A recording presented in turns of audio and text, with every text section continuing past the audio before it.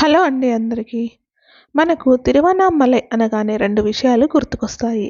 మొదటిది అరుణాచలేశ్వరుడుగా దర్శనమిస్తున్న ఆ పరమశివుడు. రెండోది తిరువన్నామలై గిరివలం అనగా గిరి ప్రదక్షిణ. అసలు గిరి ప్రదక్షిణ యొక్క ప్రాముఖ్యత ఏంటి? గిరి ప్రదక్షిణ చేయడం వల్ల కలిగే ప్రయోజనాలు ఏంటి? అసలు పౌర్ణమికి లక్షల మంది గిరి ప్రదక్షిణకు ఎందుకు వస్తారు? ఈ ప్రశ్నలన్నింటికీ మీరు సమాధానం తెలుసుకోవాలనుకుంటే ఈ వీడియోని ఎక్కడ స్కిప్ చేయకుండా చివరి వరకు చూడండి. తిరువన్నామలై అరుణాచలేశ్వర ఆలయము పంచభూత ఆలయాలలో ఒకటిగా చెప్పబడింది. ఇది అగ్ని యొక్క మూలాన్ని వ్యక్తపరుస్తుంది. ఇక్కడున్న శివలింగాన్ని అగ్నిలింగం అని పిలుస్తారు. అరుణాచలేశ్వర్ అనే పదంలో అరుణం అంటే అగ్ని అని అర్థం వస్తుంది. అసలం అంటే మలై పర్వతం అని అర్థము. దీని వెనుక ఉన్న ఒక ఆసక్తికరమైన ఇతిహాసాన్ని తెలుసుకుందాము. ఒకరోజు సృష్టికర్త అయిన బ్రహ్మదేవునికి మరియు మహావిష్ణువుకి వీరిలో ఎవరు గొప్ప అనే ఆలోచన వచ్చింది. అలా వాదన మొదలై కొనసాగుతూ వచ్చింది. ఇక అది తేలకపోవడంతో వాళ్ళు పరమశివుణ్ణి ఆశ్రయించారు. అప్పుడు పరమశివుడు, నేను మీకు ఒక పోటీ పెడతాను, అందులో ఎవరైతే నెగ్గుతారో వాళ్ళే గొప్ప అని చెప్తాడు. అందుకు బ్రహ్మదేవుడు, విష్ణుమూర్తి ఇద్దరూ అంగీకరించారు. అప్పుడు పరమశివుడు ఒక పెద్ద అగ్నిస్తంభంలా మారి భూమి నుంచి స్వర్గానికి అందుకునేంత పెద్ద స్తంభంలా మారిపోతాడు. అప్పుడు పరమశివుడు, ఈ స్తంభం యొక్క కిరీటము మరియు పాదాలు ఎక్కడ ఉన్నాయో కనుక్కోగలగాలి. మొదటగా కనుక్కున్న వారే విజేతలు అని చెప్తాడు. అప్పుడు పరమశివుని యొక్క కిరీటాన్ని కనుగొనడానికి బ్రహ్మదేవుడు ఒక పక్షిలా మారి పైకి వెళ్ళడం మొదలుపెట్టాడు. కిరీటం యొక్క మొదలు కనిపెట్టడానికి వెళ్ళిన బ్రహ్మదేవుడు స్తంభం యొక్క మొదలును కనుగొనలేకపోయారు.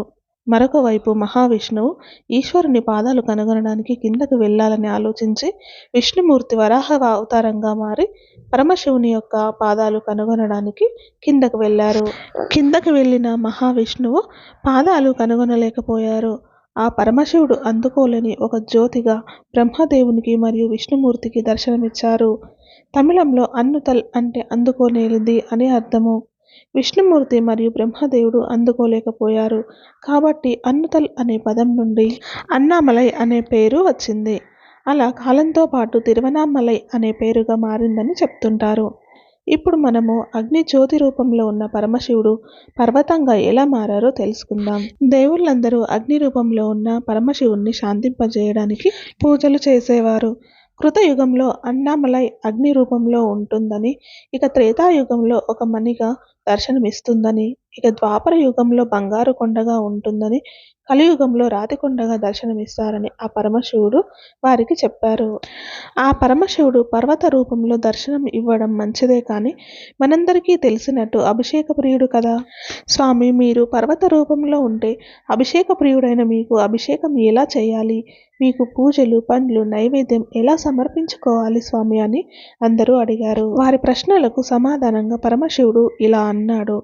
కొండపై నేను మీకు శివలింగం రూపంలో దర్శనమిస్తాను. ఆ లింగమే ఇప్పుడు మనం పూజిస్తున్న అరుణాచలేశ్వరుడు. గిరి ప్రదక్షిణ మొదలుపెట్టే చోటు కూడా అదే. ఒకనాడు సరదాగా పార్వతీదేవి కైలాస పర్వతంలో ఉన్న పూల తోటలో తన భర్త అయిన పరమశివుని యొక్క కళ్ళు మూసింది. అలా కాసేపు కళ్ళు మూయగానే ఈ విశ్వంలో ఉన్న కాంతి అంతా మాయమైపోయింది. భూమి అంతా కొన్ని సంవత్సరాల పాటు చీకటిలో మునిగిపోయింది. అప్పుడు పార్వతీమాత మహాశివుని భక్తులతో కలిసి తపస్సు చేయడం మొదలుపెట్టింది. ఆమె తపస్సులో ఉన్నప్పుడు మహిషాసురుడు అనే రాక్షసుడు అమ్మవారి తపస్సుకు భంగం కలిగించాలని ప్రయత్నించాడు.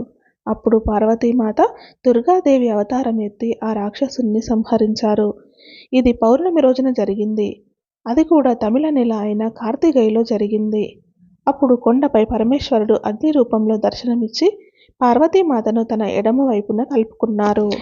దీనికి గుర్తుగా ప్రతి ఏడాదిలో తమిళం నెల అయిన కార్తికైలో సాయంత్రం 6 గంటలకు గిరి ప్రదక్షిణ మొదలు పెడతారు. అలా ఆ మహోన్నతమైన కొండ చుట్టూ తిరగడం వల్ల ఆరోగ్యం మెరుగవుతుంది. అలాగే పౌర్ణమి రోజు గిరి ప్రదక్షిణ చేయడం చాలా మంచిదని నమ్ముతుంటారు. పౌర్ణమి రోజున చంద్రుడు పూర్తిగా వెలుగుతాడు. ఆ కాంతికి ఎంతో శక్తి ఉందని చెప్తారు. అలా ఆ చంద్రకాంతిలో గిరి ప్రదక్షిణ చేయడం శరీరానికి మరియు అంతరాత్మకి చాలా మంచిదని చెప్తుంటారు. అరుణాచలం ఒక సాధారణ పర్వతం అయితే కాదు, అక్కడ ఎన్నో శక్తులు దాగి ఉన్నాయి. సైన్స్ ప్రకారం ఆ పర్వతం చుట్టూ ఎన్నో ఔషధ వృక్షాలు, మరెన్నో మూలికలు ఉన్నాయి. గిరి ప్రదక్షిణ చేసేటప్పుడు ఔషధ మొక్కల మరియు మూలికల యొక్క గాలి పీల్చవచ్చు.